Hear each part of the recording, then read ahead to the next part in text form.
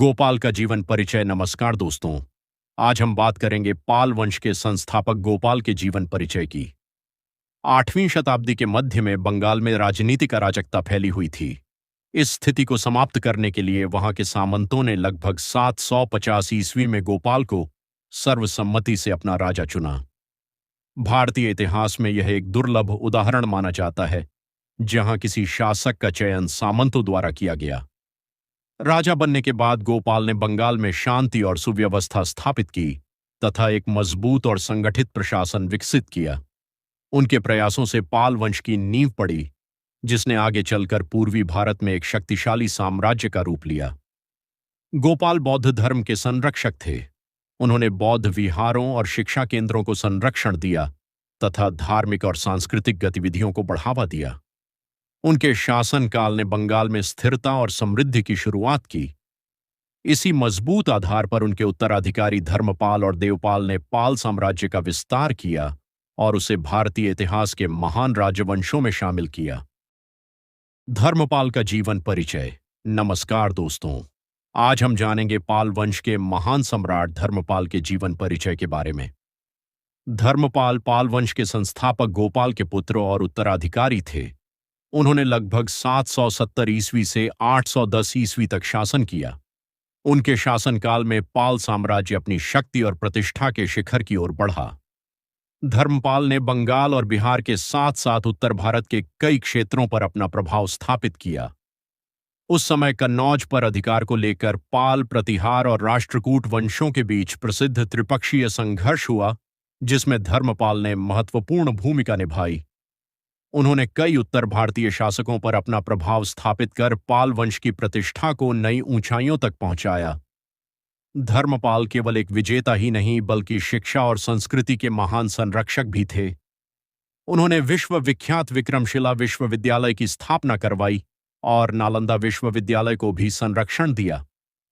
उनके प्रयासों से बौद्ध धर्म और उच्च शिक्षा का व्यापक विकास हुआ। धर्मपाल का शासनकाल पाल वंश के स्वर्णिम युग की शुरुआत माना जाता है। वे अपनी सैन्य शक्ति, कुशल प्रशासन और शिक्षा के प्रति समर्पण के कारण भारतीय इतिहास के महान शासकों में गिने जाते हैं। देवपाल का जीवन परिचय। नमस्कार दोस्तों, आज हम पाल वंश के शक्तिशाली सम्राट देवपाल के जीवन परिचय के बारे में जानेंगे। देवपाल महान शासक धर्मपाल के उत्तराधिकारी थे। उन्होंने लगभग 810 ईस्वी से 850 ईस्वी तक शासन किया। उनके शासनकाल में पाल साम्राज्य अपनी शक्ति, समृद्धि और विस्तार के सर्वोच्च शिखर पर पहुंचा। देवपाल ने अपने सैन्य अभियानों के माध्यम से साम्राज्य का विस्तार किया। उनके प्रभाव का विस्तार बंगाल और बिहार से आगे बढ़कर उड़ीसा, असम तथा नेपाल के कुछ क्षेत्रों तक माना जाता है। उनकी वीरता और कुशल नेतृत्व ने पाल साम्राज्य को पूर्वी भारत की सबसे बड़ी शक्तियों में शामिल कर दिया। देवपाल बौद्ध धर्म के महान संरक्षक थे। उन्होंने नालंदा विश्वविद्यालय को उदार दान दिया और अनेक बौद्ध विहारों एवं शिक्षा संस्थानों को संरक्षण प्रदान किया। उनके शासनकाल में शिक्षा, संस्कृति और धर्म का उल्लेखनीय विकास हुआ। इतिहासकार देवपाल के शासनकाल को पाल वंश का स्वर्णकाल मानते हैं। वे एक सफल विजेता, कुशल प्रशासक और शिक्षा एवं संस्कृति के संरक्षक के रूप में भारतीय इतिहास में सदैव याद किए जाते हैं। नारायणपाल का जीवन परिचय। नमस्कार दोस्तों, आज हम पाल वंश के शासक नारायणपाल के जीवन परिचय के बारे में जानेंगे। नारायणपाल ने लगभग 854 ईस्वी से 908 ईस्वी तक शासन किया। वे पाल वंश के प्रमुख शासकों में से एक थे। उनके शासनकाल में पाल साम्राज्य को कई राजनीतिक और सैन्य चुनौतियों का सामना करना पड़ा। प्रतिहार और राष्ट्रकूट जैसे शक्तिशाली राजवंशों के लगातार आक्रमणों के कारण पाल साम्राज्य की शक्ति धीरे धीरे कमजोर होने लगी। साम्राज्य के कुछ महत्वपूर्ण क्षेत्रों पर पालों का नियंत्रण भी कम हो गया। इसके बावजूद नारायणपाल ने अपने राज्य के प्रशासन को व्यवस्थित बनाए रखने का पूरा प्रयास किया। नारायणपाल धार्मिक सहिष्णुता के पक्षधर थे। उन्होंने बौद्ध धर्म के साथ साथ अन्य धार्मिक संस्थानों को भी संरक्षण दिया। उनके शासनकाल में कई मंदिरों और मठों को सहायता प्रदान की गई, जिससे धार्मिक और सांस्कृतिक परंपराएं आगे बढ़ती रहीं। यद्यपि उनके समय में पाल साम्राज्य का प्रभाव पहले जैसा नहीं रहा, फिर भी उन्होंने कठिन परिस्थितियों में राज्य को संभालने का प्रयास किया। इसी कारण नारायण पाल को पाल वंश के एक धैर्यवान और उत्तरदायी शासक के रूप में याद किया जाता है। नागभट्ट प्रथम का जीवन परिचय। नमस्कार दोस्तों, आज हम जानेंगे गुर्जर प्रतिहार वंश के संस्थापक नागभट्ट प्रथम के बारे में। नागभट्ट प्रथम का शासनकाल लगभग 730 ईस्वी से 756 ईस्वी तक माना जाता है। इन्हें गुर्जर प्रतिहार वंश का वास्तविक संस्थापक माना जाता है। इनके नेतृत्व में इस वंश ने उत्तर और पश्चिम भारत में एक शक्तिशाली राज्य की स्थापना की।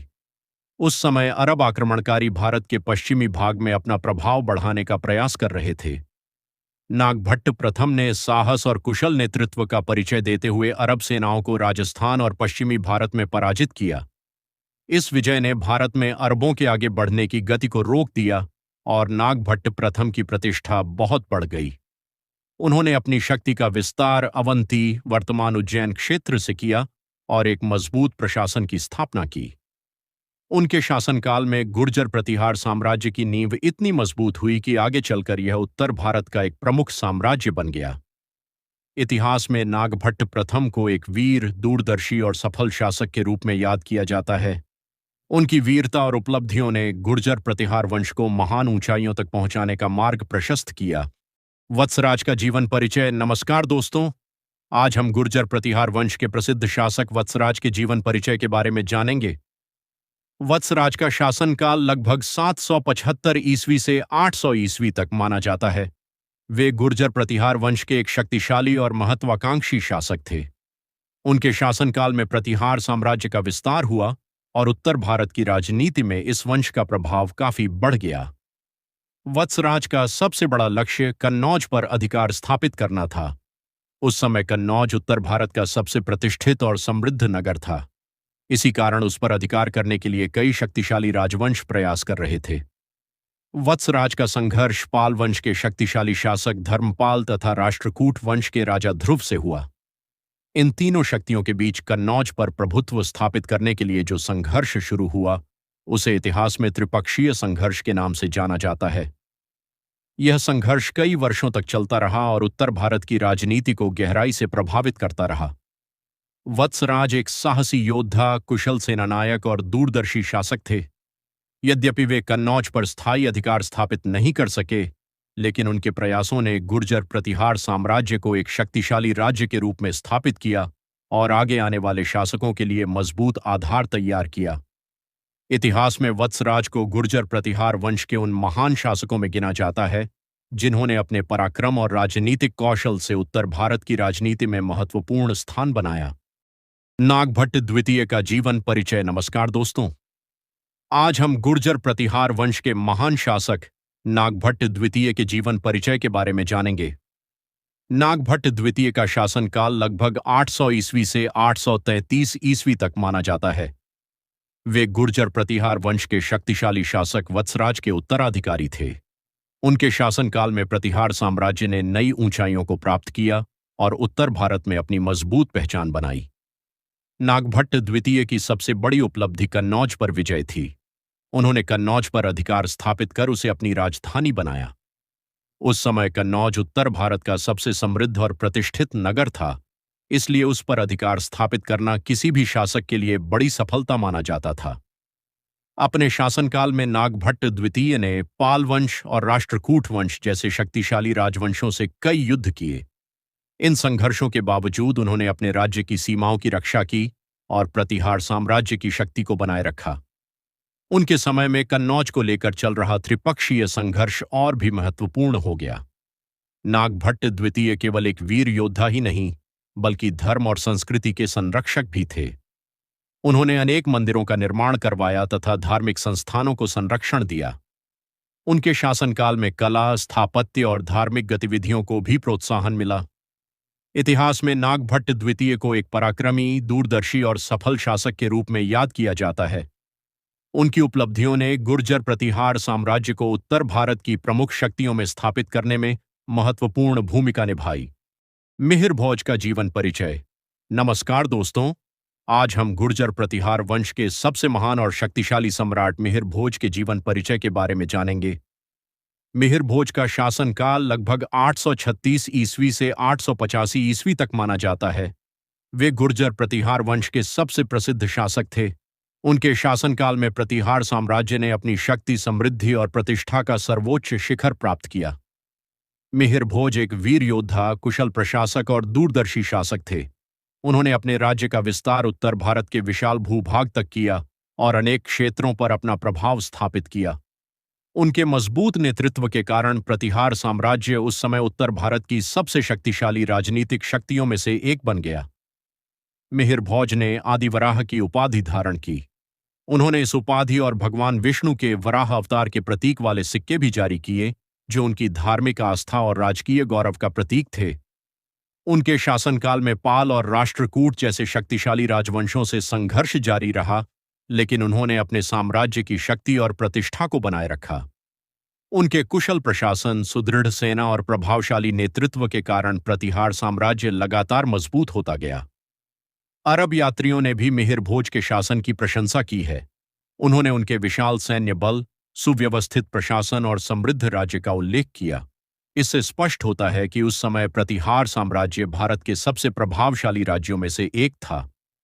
इतिहास में मिहिर भोज को गुर्जर प्रतिहार वंश का स्वर्णिम सम्राट माना जाता है। उनके शासनकाल में साम्राज्य अपनी शक्ति के चरम पर पहुंचा और उन्होंने उत्तर भारत की राजनीति, संस्कृति तथा प्रशासन पर गहरी छाप छोड़ी। धन्यवाद।